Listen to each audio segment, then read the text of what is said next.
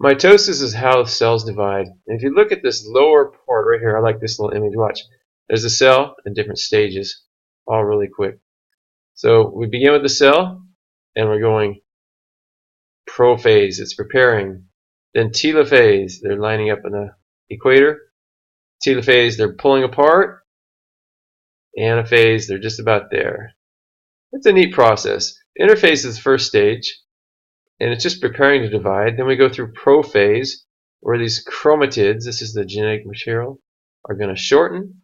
Then we go metaphase. It's like a barn dance. Everyone lines up in the middle. And telophase is when it pulls apart.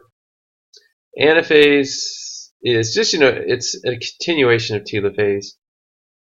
And then finally we end up with identical daughter cells. So I know it sounds like a lot of new terms and complicated concepts, but basically it's one continuous process from beginning to end, and we end up with identical daughter cells. So basically, this is how our skin replaces itself. This is how the stomach and other organs of the body are continually growing and repairing.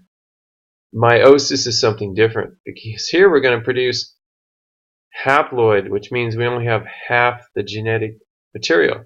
If you only have half, that means you need a partner. And that's why we have sex, because we're going to exchange these gametes. There's sometimes mistakes made when here's a chromosome, which is a double-stranded structure with the genes on it, and they may cross over during meiosis and kind of pick up a piece of their neighboring chromosome. And so we end up with problems. Sometimes it's minor, and sometimes it can be fatal. Another error, it's a type of crossover, is when we have non-homologous. Okay, homologous, see that prefix, homo means the same. So this is where you have something far more severe, where you have a piece of chromosome, these are all genes, that are not from the same type of chromosome, and they're transported. And now we have something so serious that often if it's a fetal, it's going to be spontaneously aborted. Here's a male. If we look at the testes in the scrotum, it's just like a long spaghetti hose. And on the outer part are these immature spermatogonia, and they're going to migrate towards the middle and mature. So think of like a high school dance. The youngsters are on the wall scared, and the mature, like the seniors, are out in the middle dancing away. So these spermatids are going to be released, and they're going to move towards the, following intercourse, of course. They're going to move to the uterine tube and potentially fertilize one of these follicles. Now, in the female ovary, it's going to begin as a primary, develops into a secondary, and then becomes a mature oocyte. Sometimes we call this a graphian or vesicular follicle. It's going to release the ovum, and we have fertilization occurs. There's the graphian right there. So that one's so mature that the ovum is nearing the point at which it can be released and expelled during the fertilization cycle. Corpus luteum, okay, that's after the ovum's released. Then estrogen, progesterone is going to prepare the uterus, and that's how we get that thickened endometrial wall that's shed during the menstrual cycle. Now, if we look at chromosomes, we typically call them 2N or diploid, and you can see this is a male because we have an X and a tiny Y, and that Y is the reason why men are genetically inferior, because we have a lot of genetic problems because the Y is so small. I'll say something about that later. Heterozygous, these are just terms. Gene pairs are not identical. Dominant means they are expressed. Phenotype, physical appearance, genotype, the actual genes. Pleiotrophy is when you have one gene that affects more than one trait, such as sickle cell. And in the case of sickle cell anemia, we have this sickled blood. Now here's our typical concave disc of a red blood cell. In sickle cell, they're going to have a deformed shape, and they're going to clump and reduce oxygen flow. cause pain and sometimes even death. Can two normal parents produce a child with sickle cell? Yes, because there's our phenotype. Okay, they look normal, but look at the genotype, heterozygous, meaning they have different genes. And so if it lines up right, then we get something. And this is what's called Punnett Square. So let's say this is the male with the arrow, female with a cross. When their genes match up, if they are both heterozygous, there's our chance, 1 out of 4. So 25% chance that a child can have sickle cell anemia. Now, there are some advantages of things like sickle cell. In parts of Africa, if you have sickle cell, well, you're going to survive better. Such as I worked 2 years in Africa, and I had to take medicine every day to prevent malaria. But Peter Muga here, he was naturally immune to it because he had the heterozygous condition for sickle cell. So for me, I had an AA, which means I had normal blood, which means I would die of malaria. If I had little a, then I'd have sickle cell and I'd die. But the perfect condition is to have heterozygous, and then you don't die of malaria or sickle cell. I might sometimes look at the ear because there's like one pair of genes that control it. This is what's called a pedigree. So let's say a man with attached earlobes marries a woman with detached, and you can kind of follow this through. We have to assign letters to the genes. So let's see what we have. So there's homozygous, heterozygous, and here's their children. So think of this, all right? Each child has to get an E from dad, but here, we're not sure. So that's why we get a little mixture. That went a little too fast for me.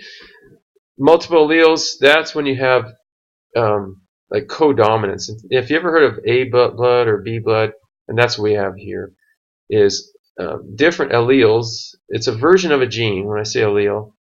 And so we end up with these different blood groups. For example, if you have genotype AA or A nothing, that just means nothing, then you have A blood. B genes, B blood, but if you have A and B genes, then you have A B blood. And if you don't have the genes that code for that surface marker, then you have O blood, which is the universal donor because it has no markers on the surface. Yeah, I mentioned that. AB, good recipient, because AB recognizes everything.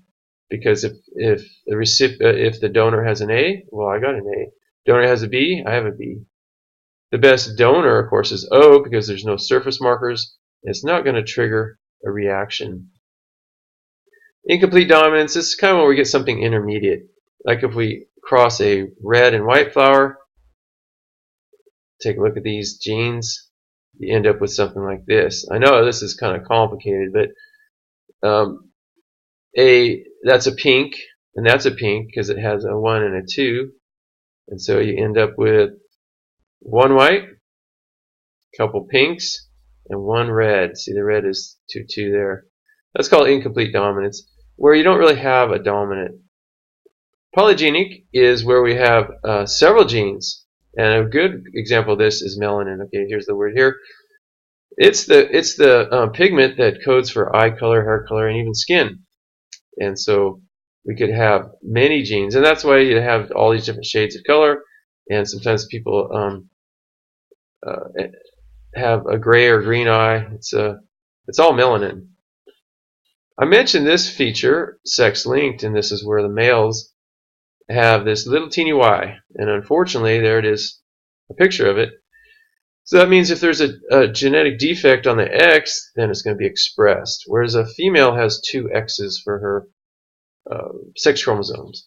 And so they say this is defective, but she has a dominant positive trait, then the dominant trait is going to override, and we have a good situation.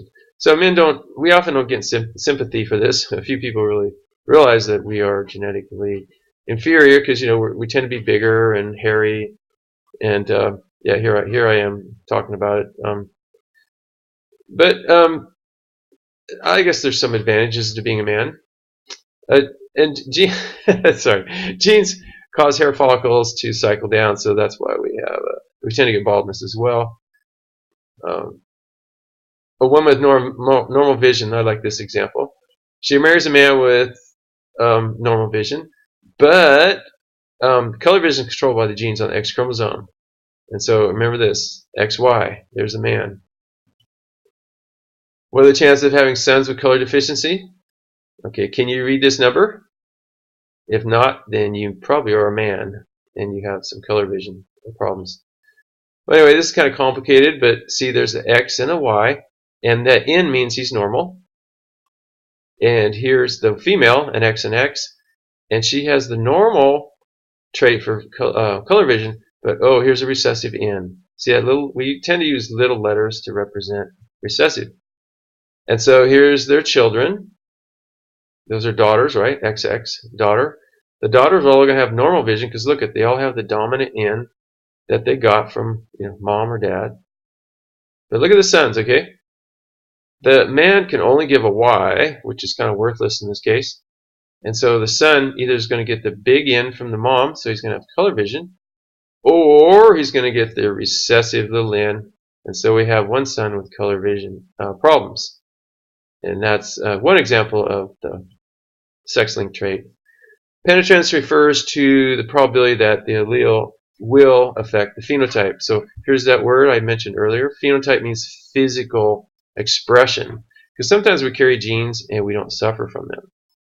In the case of cystic fibrosis, 100% penetrance. So if you have the genes, then you are going to experience this problem where chloride ions are not transported properly. So a lot of mucus, a lot of coughing, and respiratory issues.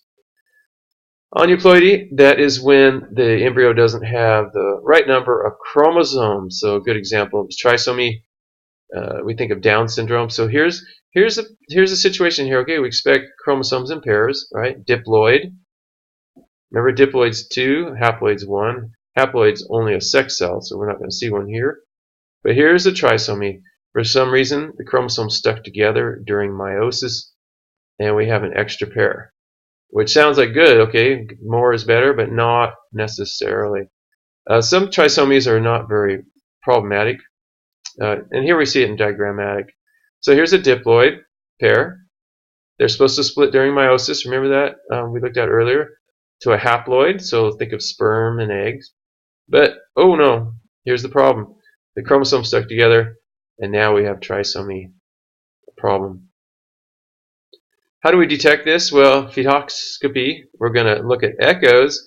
We're going to do this in conjunction, okay, because we don't want to perforate the embryo, I'm sorry, the fetus during this process. So we're going to use ultrasound and sample some of that fluid. And when we look at the fluid, we're going to line them up. And okay, we have a boy, XY, and we have a trisomy. We've got problems. Maybe, okay, maybe, but not always. Some genes just stop functioning, especially as we age. We see lactose intolerance. Doesn't have to happen, but milk sugars can become a problem if there's too many of them. Point mutations, that's where there's an insertion or deletion.